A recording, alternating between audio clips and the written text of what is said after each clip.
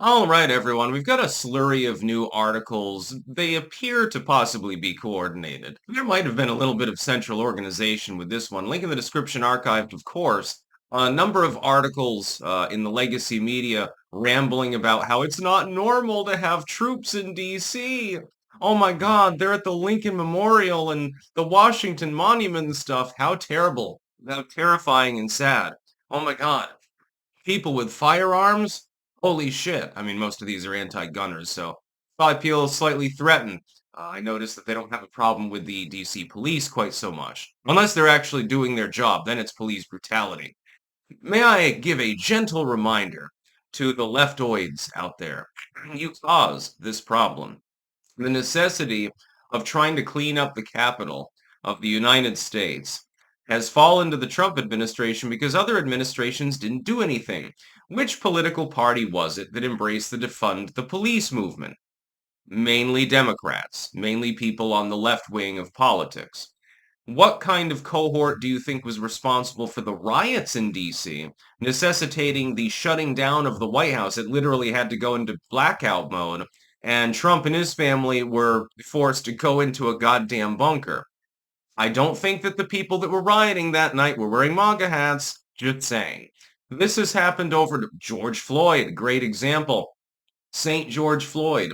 You just know, deep inside, you viewing this video, you know, somewhere there is a liberal from a respectable middle class neighborhood who lit a votive candle and prayed to George Floyd, hoping to get immunity from the kind of crimes that he was given slap on the wrist punishment for over and over again, leading up to his ignominious death.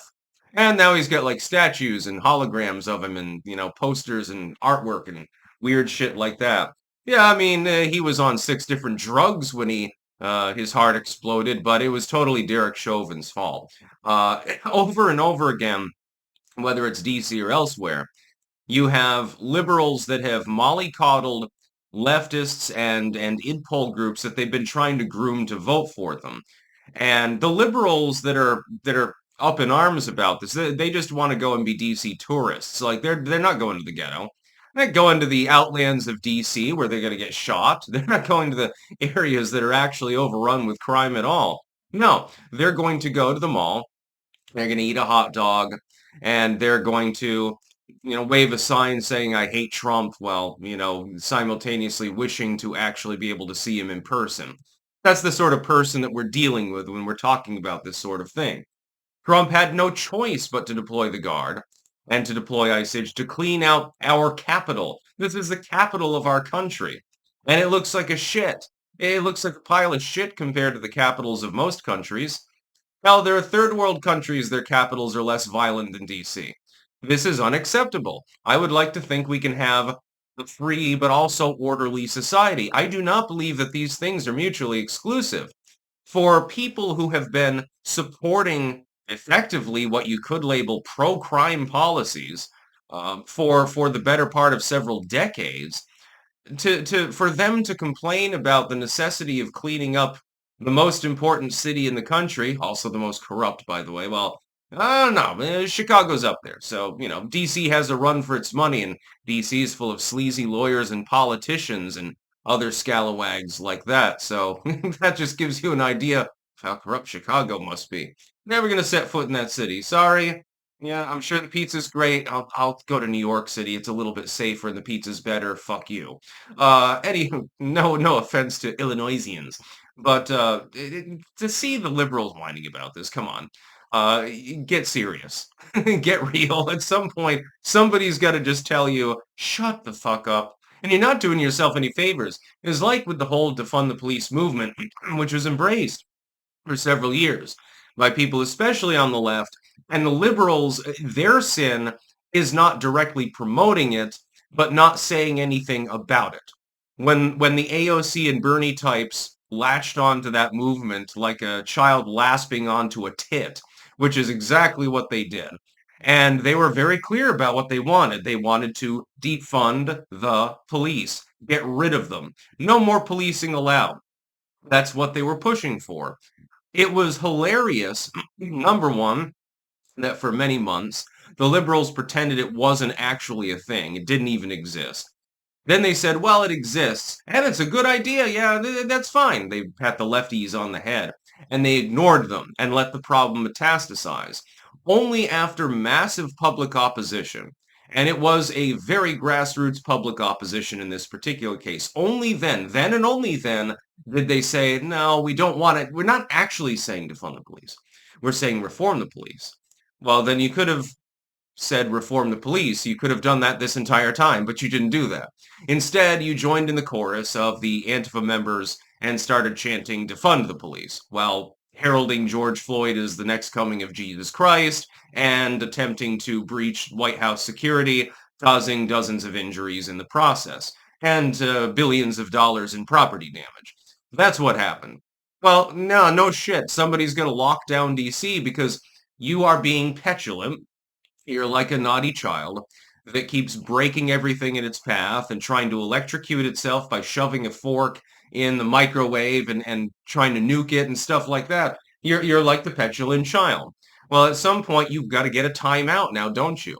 You probably need something more than just a timeout, and mainly you need like electroshock therapy. Maybe this shouldn't have kept you from putting the fork in the electrical outlet. Maybe it would have done you some good. Here, Jimmy, look, the burner's on. It's red. Isn't it pretty? Why don't you play with it? That's what the left deserves at this point, and the liberals deserve even worse. Leftoids, at the very least, I can respect them for actually believing in their ideology. It's not hypocritical, it's just stupid. They're retarded, but they're not being hypocrites. Oh yeah, they fully think that they're going to be the one that's a member of the Politburo with the imported vodka underneath their desk while they grind down the local population and extract tribute from them and get bribes all the time. They think they'll be in that position and they won't be the turnip farmer. That's your average commie or socialist. But at the very least, there's some degree of consistency. With liberals, they should know better. You don't live in a high crime neighborhood. You probably live in the suburbs somewhere. Maybe you even own a penthouse or something. But you keep voting for policies that are pro-crime and pro-illegal immigration over and over again. The second that the illegals show up or the cartel members show up in their neighborhoods, all of a sudden it's a big problem. Case in point with the so-called Summer of Love riots. Do you remember that fateful moment where rioting gangs of thugs, and that's what they're criminals, they're thugs, they're retards, were burning down Wendy's and stuff in LA? Then they started making their way towards the Bel Air region. All of a sudden, the police were very, very concerned with protecting the local populace. Now, again, it technically is pragmatic. Those people pay a lot of taxes into the state of California and a lot of fees into the city of LA. So naturally, they're going to get better protection. But it was a little bit obvious now, wasn't it? Meanwhile, if you're in, the ghetto in DC and you have a chicken restaurant or something like that, and somebody lays torch to it, there ain't nobody going to save you until now. And that's what they're afraid of. They're afraid that Donald Trump's move will work. They're afraid that the crime rate in DC will trickle down even further, and that he'll say, look, before I got in here, we had like 5 shootings in a weekend, and now it's like 1. So it's a significant reduction. Property crime is already down by double digits across the board. So it's working. And they are so terrified that there's going to come a day when Donald Trump's efforts in DC have produced enough of an effect that they're going to have no choice but to give him credit for what he has done. Oh well, yeah, it might be, and they'll do the excuse making thing. Here's a standard paragraph from an article that'll be written at that point, and I do believe that it will happen because it seems to be working. While Donald Trump's attempt to reduce crime in the D.C. area has worked in some small fashion, it's just a 30% reduction in vehicular break-ins and a 25% reduction in theft or something like that. It took draconian steps, and some people think that it's out of step with the image of the United States as a free nation to have troops gallivanting around our capital. Some people just believe that it seems wrong. They'll muddy the waters because there's not anything else that they could do about it. Otherwise, they'll have to do what they did with the Abraham Accords and do the golf clap thing. Well, yeah, it's a good idea. But Orange Man bad, so it should have somebody else should have done this because we don't really want to give him credit for anything. Donald Trump, cured cancer like Biden said that he wanted to do. Well, that just means he's putting pharmaceutical industry workers out of business. That's about all. Peace out.